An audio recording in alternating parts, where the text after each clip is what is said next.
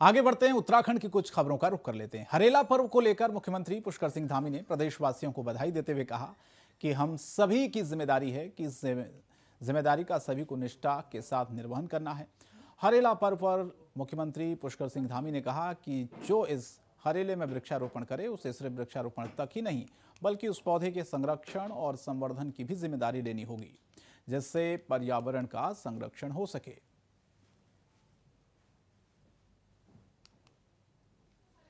पौधारोपण का काम कर रहे हैं, वहीं हम लोगों ने प्रकृति संरक्षण के लिए, नदियों के पुनर्जीवन के लिए, जल संरक्षण के लिए भी पूरे माह ये अभियान चलेगा। और जो हमारी कांवड़ यात्रा चल रही है, उस कांवड़ यात्रा में भी हमने ग्रीन कांवड़, क्लीन कांवड़ का नाम दिया है। वहाँ पर भी हमारे वन विभाग के द्वारा उनको पौधे दिए जाएंगे, जो अपने अपने स्थानों पर ले जाकर सारे कांवड़ के लोग उसको वृक्षारोपण को करेंगे।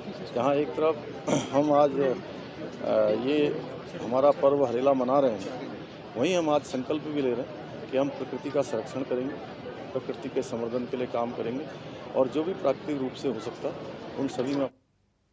और हरिद्वार में गंगा में डूब रहे कांवड़ियों के लिए जल पुलिस देवदूत बनी है।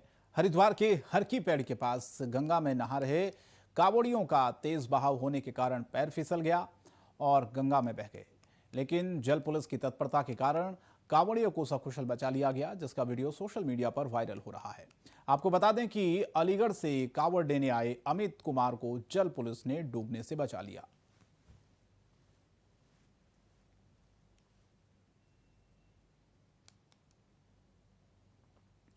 तो हरिद्वार में इस वक्त कांवड़ियों की भीड़ है क्योंकि सावन का महीना शुरू हो चुका है। विकास हमारे संवाददाता फोन लाइन पर हमारे साथ जोड़े ज्यादा अपडेट के लिए।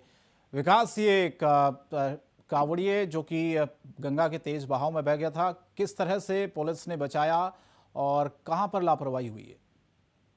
जी बिल्कुल, जिस तरह से कांवड़ का मेला चल रहा है और पुलिस प्रशासन पहले से ही मुस्तैद यहाँ पर है, क्योंकि जल पुलिस भी यहाँ पर लगाई गई है। अभी 2 दिन पहले भी एक कांवड़िया गंगा हरकी पैड़ी के पास यहाँ पर तेज बहाव में बह गया था, जिसको जल पुलिस के जवान ने बड़ी मुस्तैदी के साथ बचाया था। आज भी कुछ ऐसा ही यहाँ पर हुआ है, जब अलीगढ़ का एक युवक जो कांवड़िया था यहाँ पर स्नान कर रहा था, तो तेज गंगा के तेज बहाव में वो भी बह गया था, जिसको समय रहते जो जल पुलिस का जवान था उसने यहाँ पर बचाया है। तो कह सकते हैं कि जो जल पुलिस की मुस्तैदी है वो लोगों की जान यहाँ पर बचा रही है।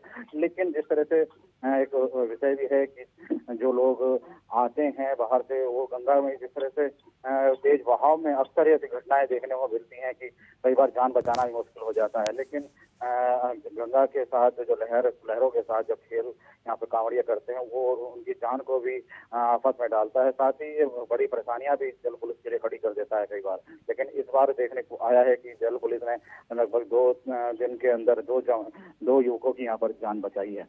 जी चलिए, बहुत बहुत धन्यवाद विकास इस तमाम जानकारी के लिए। तो जल पुलिस मुस्तैद है क्योंकि कांवड़िए काफी संख्या में हरिद्वार पहुंच रहे हैं और उसी दौरान एक कांवड़िया तेज बहाव में बह गया था, जिसे जल पुलिस ने बचा लिया।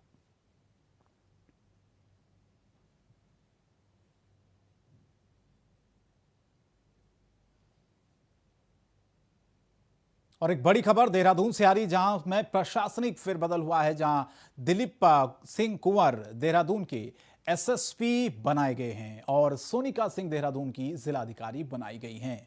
तो एक बड़ी खबर है जहां पर प्रशासनिक फेरबदल हुआ है। देहरादून के एसएसपी और देहरादून की जिलाधिकारी बनाई गई हैं, जिनमें 2 नाम शामिल हैं प्रशासनिक फेरबदल में।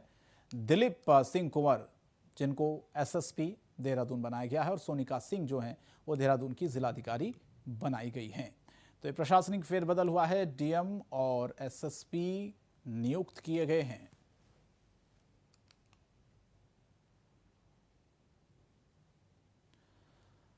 तो देहरादून में आपको बता दें कि ये 2 प्रशासनिक फेरबदल, डीएम और एसएसपी, जिनको नियुक्त किया गया है,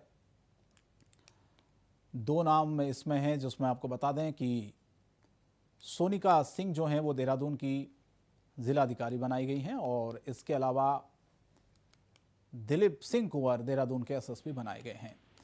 अभय हमारे संवाददाता ज्यादा अपडेट के लिए फोन लाइन पर जो है। अभय, क्या कुछ ये प्रशासनिक फेरबदल, कितने नाम इसमें शामिल हैं? जी बिल्कुल, आज ये कह सकते हैं कि देहरादून जनपद के लिए बड़ा प्रशासनिक फेरबदल यहाँ पर किया गया है। शासन की तरफ से जो आदेश जारी हुए हैं, उसमें देहरादून के पुलिस कप्तान, एसएसपी, जो वर्तमान में डीआईजी है, धनंजय खंडूरी, उनको यहाँ से हटा दिया गया है। उनको पीएससी का पदभार यहाँ पर दिया गया है, वो पीएससी मुख्यालय संभालेंगे। इसके अलावा उनकी जगह पर जो नवीन तैनाती हुई है, उसमें एसएसपी दिलीप कुंवर को देहरादून की बागडोर यहाँ पर दी गई है। दिलीप कुंवर आज देर शाम तक अपना कार्यभार यहाँ पर ग्रहण करेंगे। इसके अलावा देहरादून जिले के जिलाधिकारी डॉक्टर आर राजेश कुमार को भी यहाँ पर बदमुक्त किया गया है।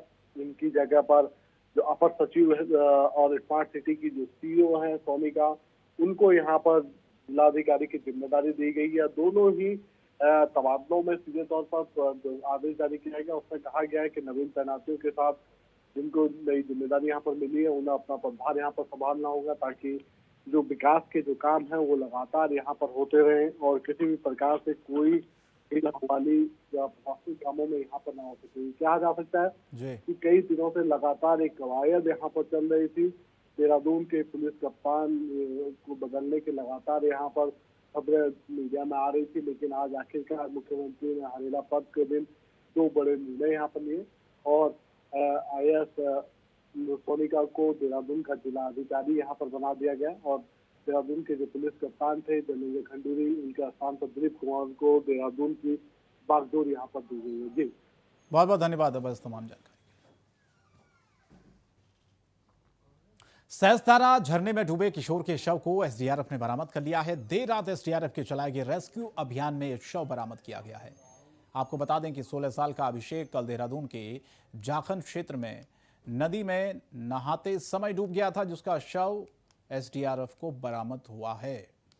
तो झरने में यह डूबा था शख्स, जिसका शव बरामद कर लिया गया है। नहाने के लिए गया था 16 साल का शख्स, इसका नाम अभिषेक बताया जा रहा है और कड़ी मशक्कत के बाद आखिरकार उसके शव को बरामद किया।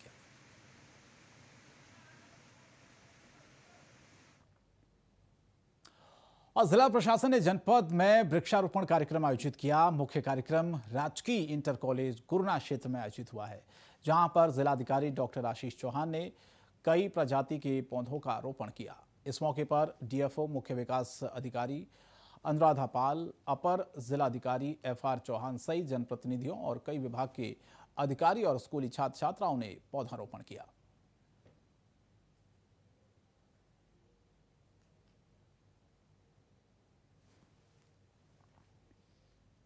सुख समृद्धि, प्रकृति और पर्यावरण संरक्षण प्रेम का प्रतीक हरेला लोक पर्व जोशीमठ क्षेत्र में भी बड़े उत्साह के साथ मनाया गया है। सावन महीने के पहले दिन इस प्रकृति लोक पर्व में नंदा देवी नेशनल पार्क के सौजन्य से जोशीमठ के कई वार्डों में वृक्षारोपण किया गया। साथ ही पौधों के संरक्षण के लिए संकल्प भी लिया गया।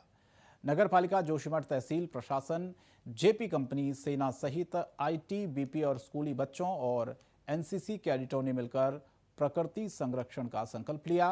नंदा देवी राष्ट्रीय पार्क के अधिकारी और वन कर्मियों के साथ मिलकर वृक्षारोपण किया गया।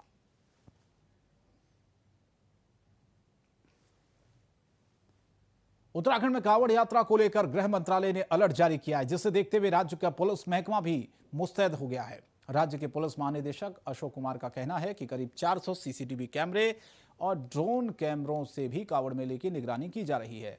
डीजीपी ने कहा कि राज्य के 4 जिले जिनमें कांवड़ यात्रा होकर गुजरती है, पौड़ी, टिहरी, दून, हरिद्वार जिलों के कप्तानों को खास तौर पर अलर्ट किया गया है। इसके साथ ही जिलों की LIU खुफिया यूनिट भी खास अलर्ट पर है। 20 तारीख के बाद एकाएक भीड़ में इजाफा होना तय है। अफसरों को सख्त निर्देश दिए गए हैं कि कोई लापरवाही नहीं होनी चाहिए।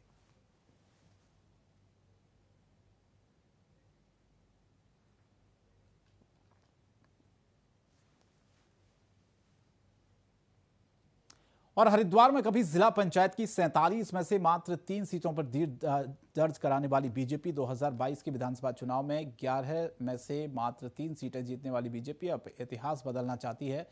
इसके लिए उसने मिशन हरिद्वार शुरू किया है। हरिद्वार से आए कांग्रेस और बसपा के 44 नेताओं ने बीजेपी का दामन थाम लिया। बीजेपी प्रदेश अध्यक्ष मदन कौशिक और हरिद्वार से सांसद डॉक्टर रमेश पोखरियाल निशंक भी इन दिनों हरिद्वार में प्रस्तावित पंचायत चुनाव को लेकर गंभीर दिख रहे हैं, जिसमें बीजेपी की कोशिश है कि इस बार पंचायत चुनाव में इतिहास बनाया जाए।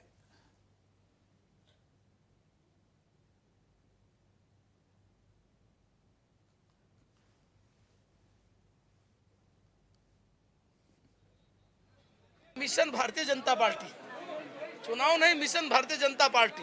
भारतीय जनता पार्टी दुनिया की बड़ी पार्टी है, उसी मिशन को लेकर हम आगे बढ़ रहे हैं।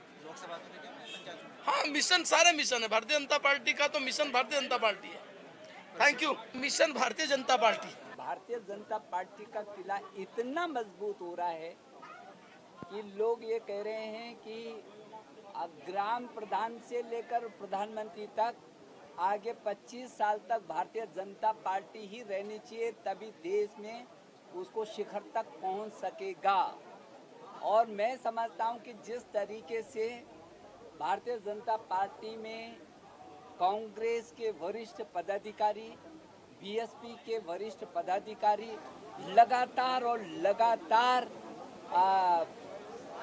सम्मिलित हो रहे हैं, वो इस बात का प्रमाण है कि उत्तराखंड भारतीय जनता पार्टी बहुत मजबूत हो गई है। भारतीय जनता पार्टी का किला इतना मजबूत हो रहा है। और राज्य के लोक पर्व हरेला पर्व जहां एक तरफ सरकार इसे धूमधाम से मना रही है, तो वहीं कैबिनेट मंत्री गणेश जोशी ने अपने सरकारी आवास पर वृक्षारोपण कर इस पर्व की शुरुआत की। कृषि मंत्री गणेश जोशी ने कहा कि इस बार राज्य भर में जहां लाखों पेड़ लगाने का निर्णय सरकार ने लिया, तो दूसरी तरफ आज ही कम से कम 6 लाख से ज्यादा पेड़ लगाए जाएंगे, जो पर्यावरण संरक्षण की दिशा में एक बड़ी पहल होगी। कृषि मंत्री जोशी ने कहा कि हरेला पर्व में आम लोगों की भी सहभागिता बढ़ सके, इस दिशा में लोगों को हरेला पर्व मनाने के लिए प्रेरित किया जा रहा है। कोशिश की जा रही है कि इस बार कम से कम हर व्यक्ति एक पेड़ जरूर लगाए।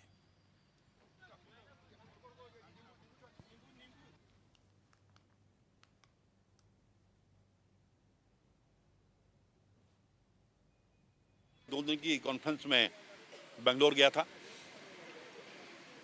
और जो चिंतन में निकल कर आया, मिलेट्स के अंदर हम बहुत कुछ कर सकते हैं, हॉर्टिकल्चर के अंदर बहुत कुछ कर सकते हैं और हमें पूरी इकोनॉमी को इसके माध्यम से हम अपनी ठीक कर सकते हैं। कई लोगों ने डेनमार्क, जर्मनी जैसे लोगों ने हमसे मिलेट्स के लिए संपर्क किया है। अभी मैं एक डेलीगेशन लेकर जर्मनी या स्विट्जरलैंड वगैरह जा रहा हूँ और हम इसे एक मिशन के रूप में ले रहे हैं। देश के प्रधानमंत्री मोदी जी ने वर्ष 2023 को मिलेट मिशन के रूप में लिया है, क्योंकि आज जो मिलेट्स है या तो गरीब की थाली में होता है या अमीर की थाली में होता है। 2 दिन की कॉन्फ्रेंस में बेंगलोर गया था। और देवभूमि समाचार में इतना ही। इंडिया वॉइस पर खबरें जारी रहेंगी। नमस्कार।